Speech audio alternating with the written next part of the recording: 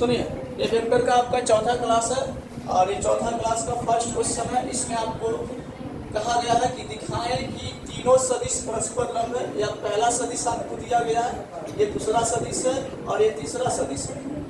तीनों परस्पर लंब होंगे। ये कैसे होंगे? यह सदिश इस पर लंब होगा, यह सदिश इस पर लंब होगा और यह सदिश इस पर लंब होगा। यह आपको दिखाना है। सबसे पहले इसका नामकरण करेंगे। इसका नाम रखेंगे वेक्टर ए, इस सदिश का नाम रखेंगे वेक्टर बी और इस सदिश का नाम रखेंगे वेक्टर सी। और स्टार्टिंग में सबसे पहले क्या निकालेंगे? Vector A dot vector B निकालेंगे। Vector A dot vector B निकालने के लिए वेक्टर ए के स्थान पे वेक्टर ए को रखेंगे, वेक्टर ए को रख दिए। उसके बाद डॉट, उसके बाद वेक्टर बी के स्थान पे वेक्टर बी को रखेंगे, वेक्टर बी। डॉट निकालेंगे तो ध्यान दीजिए, गुणा करते समय थोड़ा सा इसका इससे इस तरीके से गुना नहीं करेंगे। कांस्टेंट का गुना कांस्टेंट के साथ कर लेंगे तो 1/49 हो जाएगा। उसके बाद आई कैप वाला को गुना आई कैप वाला के साथ करेंगे तो आपके पास 6 हो जाएगा। आई कैप में आई कैप से गुना करेंगे वो आ जाएगा। उसके बाद इसका गुना जब इसके साथ कीजिएगा तो आपके पास कितना आ जाएगा? माइनस में आएगा 18। उसके बाद इसका गुना इसके गुना अगर आप करते हैं, इसका गुना इसके साथ करते हैं तो इसका इसके साथ गुना करेंगे तो आपके पास क्या आ जाएगा? 12 आ जाएगा, प्लस में आ जाएगा। ध्यान दीजिएगा, ये प्लस वाले को एक साथ ऐड कीजिएगा तो आपके पास क्या आ जाएगा? 12 और 6 18 आ जाएगा। 12 6 18 माइनस 18। अब इधर आपके पास पहले से कितना? 1/50। तो फाइनल आप देख सकते हैं कि vector A dot vector B का मान कितना आ गया? Vector A dot vector B का मान 0 आ गया। तो अब आप कह सकते हैं इसीलिए वेक्टर ए लंब क्या हो जाएगा? वेक्टर बी हो जाएगा। वेक्टर ए लंब वेक्टर बी हो जाएगा। मतलब वेक्टर ए किस पर लंब होगा? वेक्टर बी पर लंब होगा। उसके बाद थोड़ा सा आगे बढ़ जाएंगे तो इसी प्रकार से हम क्या निकालेंगे? Vector B dot vector C निकालेंगे। चलिए, वेक्टर बी के स्थान पे किसको लिखिएगा? वेक्टर बी के स्थान पे लिखिएगा 1/7 3i cap minus 6j cap plus 2k cap dot vector C के स्थान पे क्या लिखेंगे? 1/7 6i cap plus 2j cap minus 3k cap. Vector B dot vector C निकालेंगे तो बी के स्थान पे बी को रखेंगे और सी के स्थान पे सी को रखेंगे। डॉट निकालना है, बहुत आसान काम। गुना करते समय ध्यान दीजिएगा कि पहले आप कांस्टेंट का स्पेशल अलग से गुना कर लेंगे। इसको गुना करेंगे नीचे 1/49 आपको मिलेगा, समझ गए? और उसके बाद जब आई कैप का गुना आई कैप वाले के साथ करेंगे तो आपके पास कितना मिल जाएगा? ये आपके पास मिल जाएगा 6 18। उसके बाद जे कैप का गुना जे कैप वाले के साथ करेंगे तो कितना मिल जाएगा? 6 दूनी के 12। और कैसा 12 मिलेगा? ये -12 मिल जाएगा। इसका गुना अगर आप करते हैं के कैप वाले का गुना के कैप के साथ करेंगे तो -6 मिलेगा। और आप थोड़ा सा ध्यान देंगे तो 1/49 और देखिएगा माइनस वाले को एक साथ जोड़ते हैं तो आपके पास 18 माइनस 18 और आगे चल के क्या मिल गया? यानी कि आप कह सकते हैं कि vector B dot vector C के मान निकाले, क्या मिला? Vector B dot vector C के मान क्या मिल गया? 0 मिल गया। Vector B dot vector C के मान 0 मिल गया तो हम कह सकते हैं कि देखिए vector B dot vector C बराबर 0 है और इसीलिए वेक्टर बी लंब होगा किस पर? वेक्टर सी पर। और इसी प्रकार से vector A dot vector C निकालेंगे। तो vector A dot vector C निकालिएगा, vector A dot vector C, ठीक है? तो vector A dot vector C निकालने के लिए ए के स्थान पे किसको रखेंगे? वेक्टर ए को रखेंगे। तो 1/7 आपके पास 2i कैप, उसके बाद प्लस 3j कैप और उसके बाद प्लस 6k कैप डॉट 1/7 सी के स्थान पर रखेंगे 6i cap plus 2j cap minus 3k cap, ठीक है? यहाँ देखेंगे ध्यान से, कांस्टेंट का गुना अलग कर लेंगे, ठीक है? तो ऊपर ऊपर गुना करेंगे तो नीचे नीचे गुना करेंगे, आपके पास 49 हो जाएगा, ठीक है? उसके बाद आई कैप वाले का गुना आई कैप के साथ करेंगे तो 6 दूनी का 12 आई कैप डॉट आई कैप 1 होता है, उसको नहीं। उसके बाद जे कैप का गुना जे कैप के साथ होगा तो आपके पास 3 दूनी के 6 आ जाएगा प्लस में। और जब के कैप का गुना के कैप के साथ किया जाएगा तो ये -18 आएगा। और इस तरीके से आप देख सकते हैं कि vector A dot vector C भी निकालेंगे तो देखिए 12 6 18 में से 18 गया 0, यानी कि vector A dot vector C का मान क्या आ गया? 0 आ गया।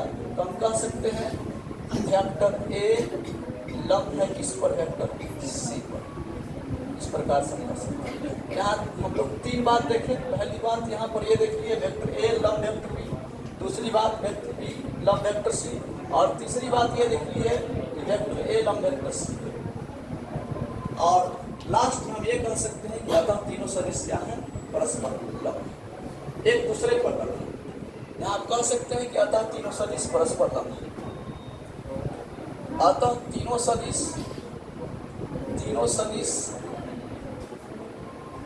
परस्पर लंब है। परस्पर लंब मतलब ए बी पर लंब है, बी सी पर लंब है और सी ए पर लंब है। चलिए तो इसको नोट कीजिए पहले।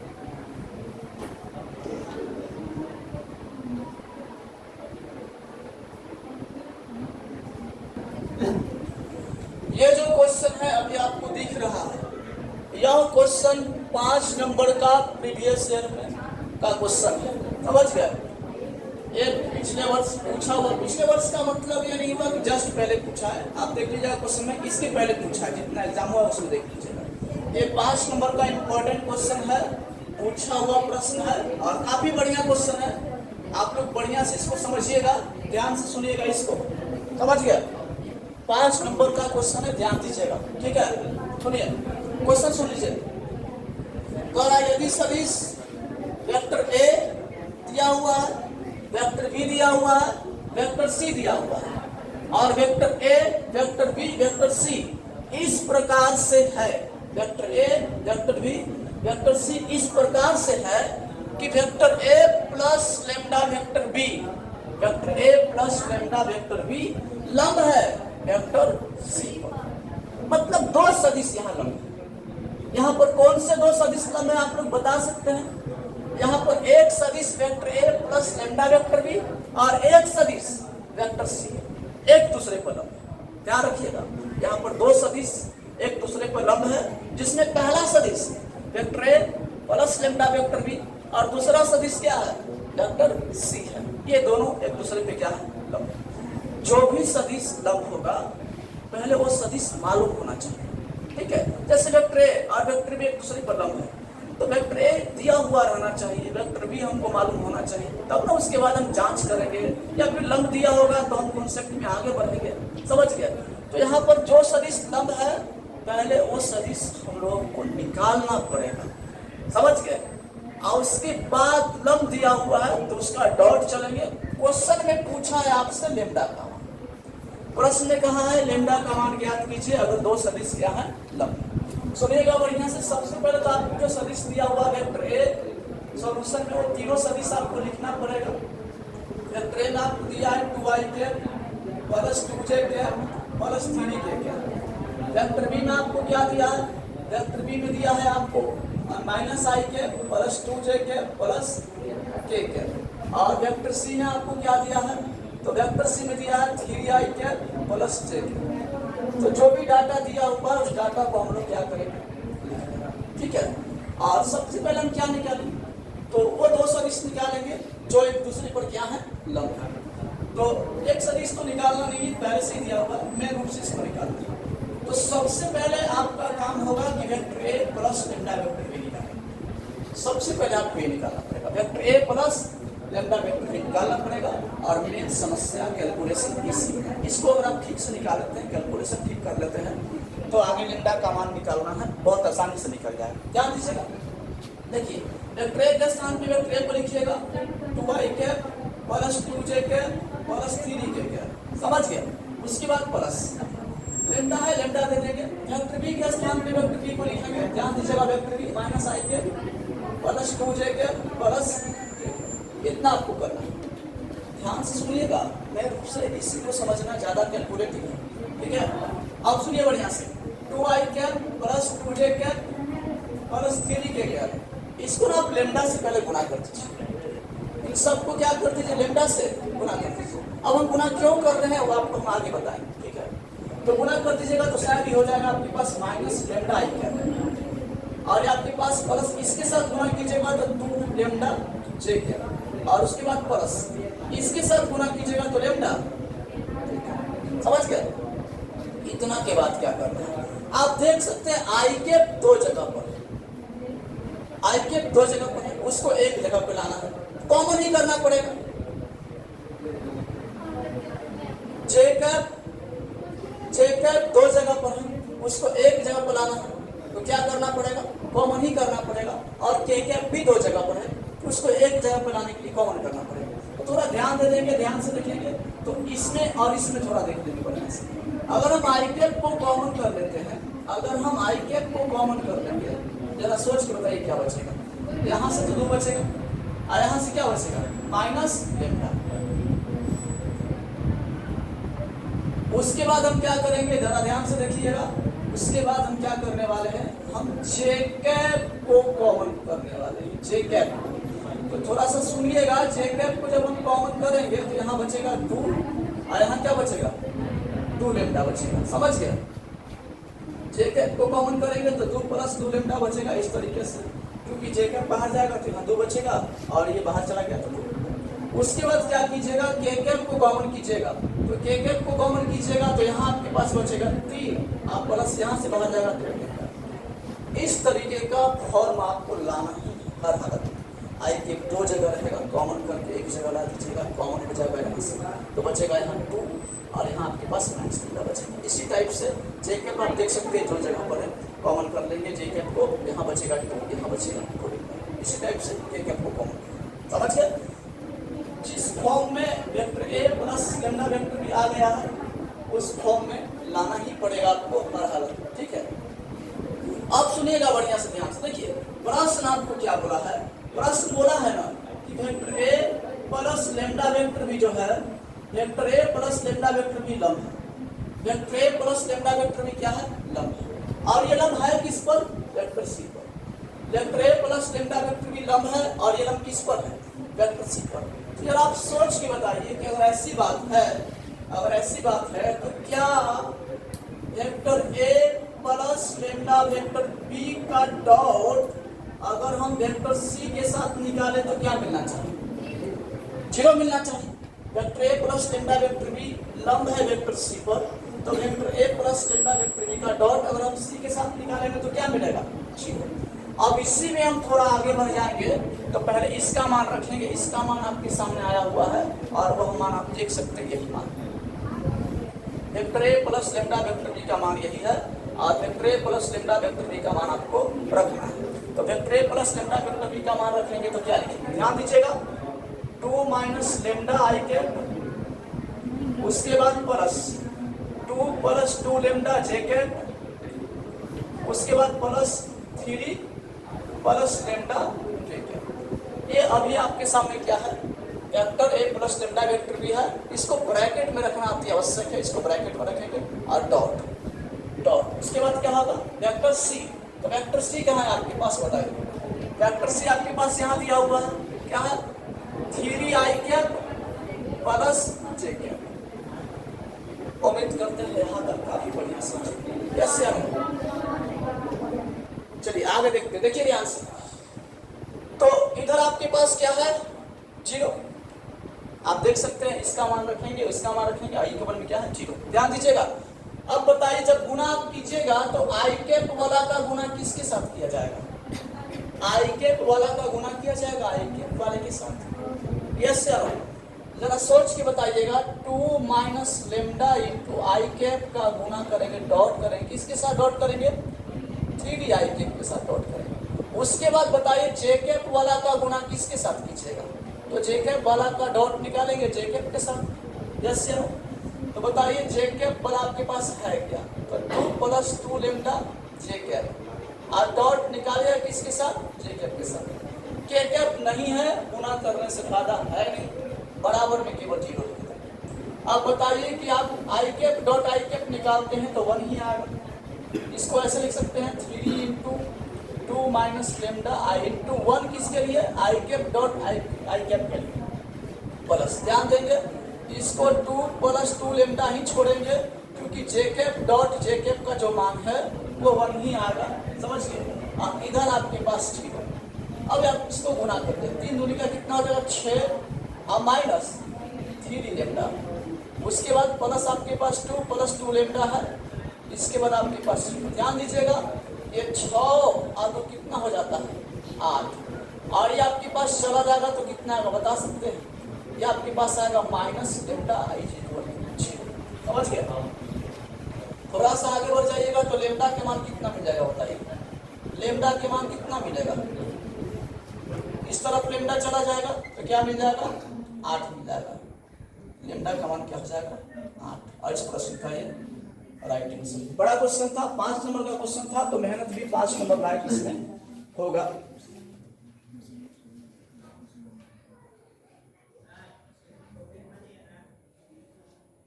देखिए लास्ट क्वेश्चन है आज की क्लास का, ध्यान से सुनेंगे। प्रश्न में आपसे क्या कहा गया है? क्वेश्चन आपसे कह रहा है दिखाएं कि बिंदुए ए बी और सी क्या है? समरेख है। 3 बिंदुए दिए गए हैं और आपको क्या साबित करना है कि तीनों बिंदुए क्या हैं? समरेख हैं। समझ गए? तीनों बिंदुए समरेख हैं। क्लियर है? ध्यान से सुनिएगा, इसको बहुत आसान क्वेश्चन है और एनसीईआरटी क्वेश्चन है। आप लोग देखिएगा 10.3 चैप्टर में मिल जाएगा। पॉइंट ए कितना दिया है बताइए? 1 2 7। पॉइंट बी कितना दिया है? 2 6 3। अब पॉइंट सी कितना दिया है? 3 10 -1। सुनिएगा ध्यान से, तीनों बिंदुएं समरेख साबित करना है। आपको साबित करना है कि तीनों बिंदुएं क्या हैं? एक ही लाइन पर। ठीक है, एक ए है, एक बी है और एक क्या है? सी। तो सबसे पहले ध्यान दीजिएगा, हम ए बिंदु का स्थिति सदिश निकालेंगे और ए के स्थिति सदिश को लिखेंगे क्या से? Vector OS. बताइए कैसे निकलेगा? आई कैप लगाएंगे, जे कैप लगाएंगे, के कैप लगाएंगे, तो आपके पास आई कैप प्लस 2 जे कैप और प्लस 7 के कैप। उसके बाद बी बिंदु का स्थिति सदिश निकालेंगे। बी के स्थिति सदिश को क्या से लिखते हैं? बी के स्थिति सदिश को वेक्टर ओबी से लिखते हैं। आई कैप लगाइए, जे कैप लगाइए, के कैप लगाइए, तो आपके पास आ जाएगा 2 आई कैप प्लस 6 जे कैप प्लस 3 के कैप। उसके बाद सी बिंदु का स्थिति सदिश निकालेंगे और सी के स्थिति सदिश को लिखना क्या से है? वेक्टर ओसी से। और ये कैसे निकलेगा? 3 आई कैप, उसके बाद प्लस 10 जे कैप और उसके बाद माइनस जे कैप। मतलब तीनों बिंदु जो दिए गए थे, बिंदुओं का स्थिति सदिश निकाल लेना है। अब आपको सबसे पहले निकालना है वेक्टर ए बी। क्या निकालना है? Vector A B. और वेक्टर ए बी आप कैसे निकालेंगे? तो वेक्टर ए बी आप निकाल सकते हैं कैसे? पहले बी बिंदु का स्थिति सदिश लिखेंगे वेक्टर ओ बी, आप माइनस कर देंगे ए बिंदु के स्थिति सदिश को वेक्टर ओ ए। तो इस तरीके से आप निकाल सकते हैं वेक्टर ए बी। उसके बाद ध्यान दीजिएगा vector O B, O B के स्थान पे आपके पास यहाँ आया हुआ है 2 आई कैप प्लस 6 जे कैप प्लस 3 के कैप। उसके बाद माइनस का साइन है। वेक्टर ओ ए के स्थान पे क्या है देख सकते हैं? आई कैप प्लस 2 जे कैप प्लस 7 के कैप। समझ गए? थोड़ा सा आगे बढ़ जाएंगे तो आपके पास 2 आई कैप प्लस 6 जे कैप प्लस 3 के कैप, या आपके पास माइनस आई कैप माइनस 2 जे कैप माइनस 7 के कैप, क्योंकि ब्रैकेट छोड़ेंगे तो प्लस माइनस साइन देखेंगे। 2 आई कैप में से आई कैप जाएगा, बचेगा आई कैप। उसके बाद इसमें से ये चला जाएगा तो 6 में से 2 गया, बचेगा 4 जे कैप और उसके बाद आपके पास -4 आपके पास बचेगा के कैप। और इस तरीके से हम क्या निकालते हैं? वेक्टर ए बी निकालते हैं। अब अभी एक और सदिश हमको निकालना है। वेक्टर ए बी हम जान गए, वेक्टर ए बी क्या थी हम जान गए। ये वेक्टर ए बी था, ये वेक्टर ए बी हमको पता चल गया है। ठीक है, इसका नाम ऊपर लिखते हैं ए, ऊपर लिखते हैं बी और यहाँ लिखते हैं सी। वेक्टर ए बी निकाले, इसी प्रकार से हम क्या निकालेंगे? वेक्टर बी सी निकालेंगे। क्या निकालेंगे? वेक्टर बी सी निकालेंगे। वेक्टर ए बी निकल गया, अब हम क्या निकालेंगे? Vector B C. तो ध्यान दीजिएगा, वेक्टर बी सी निकालिएगा तो वेक्टर बी सी को कैसे निकालिएगा? पहले सी बिंदु का स्थिति सदिश को लिखिएगा वेक्टर ओ सी को, और लास्ट में फिर बी बिंदु का स्थिति सदिश को लिखिएगा वेक्टर ओ बी को, और बीच में माइनस का साइन। इसी में थोड़ा आगे बढ़ जाएंगे तो ध्यान दीजिएगा, सी बिंदु का स्थिति सदिश मतलब इसको पहले लिख देंगे। आपके पास कितना है? 3 आई कैप प्लस 10 जे कैप माइनस के कैप। उसके बाद माइनस का साइन दे देंगे, वेक्टर ओ बी को लिखेंगे। वेक्टर ओ बी आप जानते हैं, कितना जानते हैं ये देखिए, 2 आई कैप प्लस 6 जे कैप प्लस 3 के कैप। अब इसको थोड़ा कैलकुलेट कर लेते हैं, तो वेक्टर बी सी को कैलकुलेट कीजिएगा तो ध्यान से लिखिए कैसे। देखिए लीजिएगा बढ़िया से। आपके पास 3i cap plus 10j cap minus k cap, यहाँ ब्रैकेट ध्यान दीजिएगा, प्लस माइनस क्या हो जाएगा माइनस 2i कैप, यहाँ क्या हो जाएगा माइनस 6j कैप और माइनस 3j। फाइनल कैलकुलेट करके बताइएगा वेक्टर BC कितना आया, ये आपको देख लीजिएगा। 3i कैप, ठीक है, एक मिनट हाँ, 3i कैप में से 2i कैप चला जाएगा, कितना बचेगा, 3 में से 2 जाएगा, आपके पास बचेगा i कैप, समझ गया। उसके बाद 10 में से 6 जाएगा तो क्या बचेगा, प्लस 4j कैप, और उसके बाद 10 में से 3 गया, माइनस 4k कैप ना बचेगा।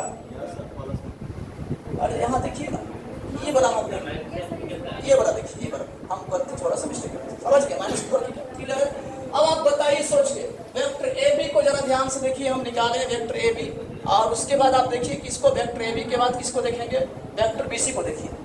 वेक्टर AB और वेक्टर BC को देखिए, क्या है, बराबर है क्या, वेक्टर AB और वेक्टर BC क्या है, इसका मतलब वेक्टर AB का जो डायरेक्शन है वही डायरेक्शन किसका है, BC का।